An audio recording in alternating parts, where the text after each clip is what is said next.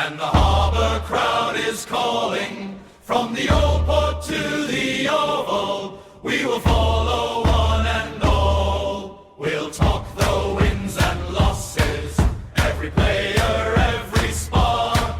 Raise your voice for Fremantle, you're listening to Wharf Welcome back to Wharf Talk. I'm JB, it's Wednesday. We're a couple of days out from round 21 and Fremantle host the Western Bulldogs on Friday night at Optus. 6:10 Perth time, teams are in and the Bulldogs have named a forward line held together with tape and optimism. Let me explain. Sam Darcy has been out all year with his knee. That's the season gone. This week they've added Aaron Naughton, managed with soreness, back for round 22, and Cody Waitman, also managed, also out. So the two biggest forwards and their most dangerous small, the three players a defence actually loses sleep over, are all watching this one on the couch. Is the couch. What's left up forward is Rory Lobb, who Freo fans will remember since he used to be ours before the move to the Dogs. Young Jordan Croft and a lot of hope. The Dogs are flying to Perth to kick a winning score with essentially no recognised tall target. I admire the confidence. Fremantle, by comparison, got their good news. Hayden Young is back after missing the Derby crook and he walks straight into his 100th game. Brennan Cox stays out with the knee, which means Oscar McDonald keeps the spot he earned, shutting Jake Waterman out of the Derby. Jaeger O'Meara's still a few weeks off. The on-ball group is the one that ran West Coast off the park. Jackson, Sarong and Bolton, but with Mason Cox as the second ruck and Voss, Amos and Treacy up forward. For the Dogs, the one genuine relief is Tim English. He rucks. That was a real question this week after a season chopped up by concussion and back trouble, but he's named and he plays with Riley Sanders and Ed Richards around him, and Marcus Bontempelli in the middle, who, and I cannot stress this enough, we will be discussing at length because he is the entire reason I'm not going to sit here and guarantee you a Fremantle win, no matter how much that Bulldogs forward line is begging me to. Here's the thing that makes Friday special before a ball's even bounced. Three players bring up 100 games in the one match. Josh Treacy, 100. Hayden Young, 100 in his first game back from illness. And on the other side, Riley West, son of Bulldogs great Scott West, brings up his 100 against Fremantle, which happens to be the exact club he debuted against back in 2019. Two Freo 100s, a Bulldog 100, one game. The fixture gods occasionally show off. And then there's G.A. Amos, who isn't playing his 100th, but is chasing a number that matters more to this club than almost any milestone you could name. 50 goals in a season. A miss sits on 48 with 4 rounds to play, coming off 5 in the Derby, 2 on Friday, and he becomes the first Fremantle player to kick 50 in a season since Matthew Pavlich in 2012. That is a 14-year drought. 14 years where the best forwards this club could produce all stalled somewhere in the 40s. Now, in the interest of not overselling the history, Pav kicked 69 that year and still only finished runner-up in the Coleman medal behind Jack Riewoldt. No Fremantle player has ever won a Coleman. We are not fixing that particular hole in the trophy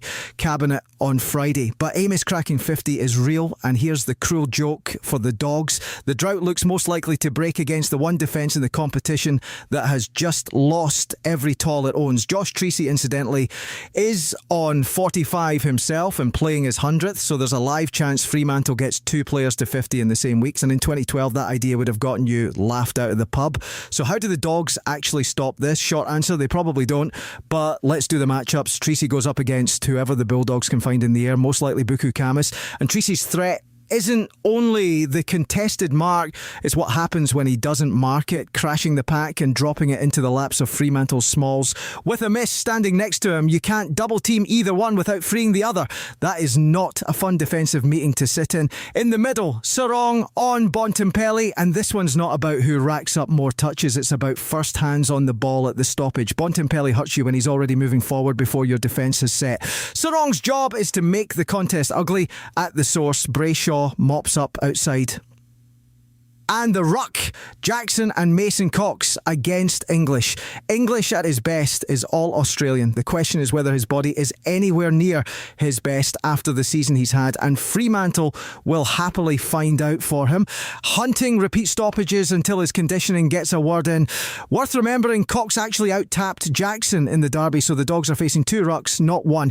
Which brings me to the part of the show where I try to talk myself into the Bulldogs, and the history keeps slapping the pen out of my hand, because the Dogs are good at one very specific thing against Fremantle. They start fast. Round 8 this year at Marvel, they kicked 6 goals in the first quarter and led by 26. Round 25 last season, they owned the opening term and led by 15. The 2022 elimination final, they went 41 points up. 3 genuine head starts, and Fremantle won all 3. Round 8, the Dockers were smashing them at the ruck and the clearance all day. 61 hitouts to 23, and simply went, as the coaches love to say, slow to go fast in the second half. Controlled the ball on a string and ran straight over the top. Round 25, they answered a 15-point deficit with 7 unanswered goals in the second quarter, turned it into a 44-point lead and ended the Bulldogs' season on the spot, and the elimination final speaks for itself. So the pattern is comfortable, almost too comfortable, because here's the honest bit.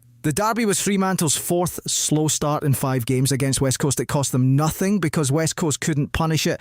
The comeback has always come against the Dogs, but you cannot spend September spotting good teams the first quarter and assuming you'll reel them in every single time. At some point, the comeback doesn't come. That's the one genuine worry in an otherwise very purple week. The man who broke the Dogs back in that 2025 thriller, by the way, was Shea Bolton. He'd been invisible against Brisbane the week before, then walked into Marvel and detonated 2 goals and 3 clearances by half-time. The spark for that 7-goal burst. Gary Lyon described it as the bloke with 2 Richmond premierships turning to a young side and going, follow me, I've done this before. And now here he is again, leading Fremantle for clearances out of the derby, back in the guts against the same opponent with finals a month away. Appointment viewing, the more recent meeting, round 8 this year, belonged to a different man, and it's the one that makes Friday almost too neat. Hayden Young kicked 3 second-half goals to win it and was best on ground. The same Hayden Young who returns from illness on Friday to play his 100th against the side he last beat on his own. And Amos again, because he does this to them specifically. Round 25, 3 of 4 Freo goals early in the second to start the Avalanche. Round 8, 3 in the second quarter to flip a deficit into a lead. Same player, same quarter, same victims. Now, the counterweight, because I promised you Bontempelli and I keep my promises. Round 8, the man had 33 disposals and 2 goals on a knee. So strapped, they had to retape it mid-first quarter. 15 touches and nearly 300 metres gained by quarter time on 1 good leg. Fremantle won that game without ever actually solving him. They just outscored the 11 blokes around him. He's fit this week. He does not need a tall forward. He does not need a functioning teammate. He can hurt you entirely on his own. The Dogs' forward line might be tape and optimism, but their captain is not. The pattern says Fremantle wins. Bontempelli is the reason I'm saying it quietly. Couple of quick ones off the field before we go. Murphy Reid signed on through 2032. Hugh Davies locked away for another 3 years. Good week in the contracts office, and Reid said the simple version, Fremantle's where he wants to be, and keep half an eye on Jamie Graham, the Freo assistant who's reportedly deep in the running for both the Carlton and Essendon senior jobs. Doesn't touch Friday, but it's the kind of thing that moves fast. So 3 things I'm watching. 1, does a miss get the 2 goals and end 14 years of Fremantle forwards falling just short against the one defence that can't lay a glove on him? 2, where on earth do the Bulldogs find a score? Because on paper their forward line shouldn't trouble this Fremantle back 6, and if the intercept defenders get going, this could get ugly early. And 3, set out how Longmuir uses Young on his 100th. Half-back, midfield or both. Whatever the answer, it's a good day to be Hayden Young. Friday night, 6:10. Optus, the comeback kings against a forward line held together with tape. I'll be back after the game. Go Freo.